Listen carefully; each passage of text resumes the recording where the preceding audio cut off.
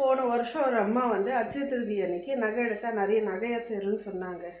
சரி, நானும் என்ன பண்ணேன், வீட்டில் இருக்க நகைங்கெல்லாம் எடுத்து போய் பேங்க்கில் வச்சு அந்த பைசால கொஞ்சம் நகை எடுத்துகிட்டு வந்தாங்க. சந்தர்ப்ப சூழ்நிலை, நம்ம தான் மிடில் கிளாஸ் ஆச்சே, சந்தர்ப்ப சூழ்நிலைக்கு அந்த நகைங்கெல்லாம் எடுத்து போய் பேங்க்கில் மறுபடியும் வச்சுட்டேன் என்னோட பையன் ஃபீஸுக்காக. இப்போ அந்த அட்சய திருதிக்கு அந்த அம்மா வந்து சொல்கிறாங்க மறுபடியும் நகை எடுக்கணும்னு சொல்லிட்டு. போன வருஷம் நகை எடுத்தையே எவ்வளோ சேர்ந்துச்சு அப்படின்னு கேட்டாங்க. நான் சொன்னேங்க, சேர்ந்துச்சுங்க, நிறைய சேர்ந்துச்சு. எனக்கு இல்லைங்க, பேங்க்கில் போய் சேர்ந்துச்சுங்கன்னு சொன்னேன். நிறைய லேடிஸு இது மாதிரி வந்து சும்மா இருக்கிறவங்களும் உசுப்பேத்தி விட்டுடுறாங்க.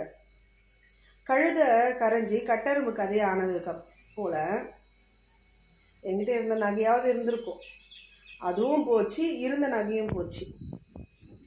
இப்போ பேங்க்ல இருக்கிற நகை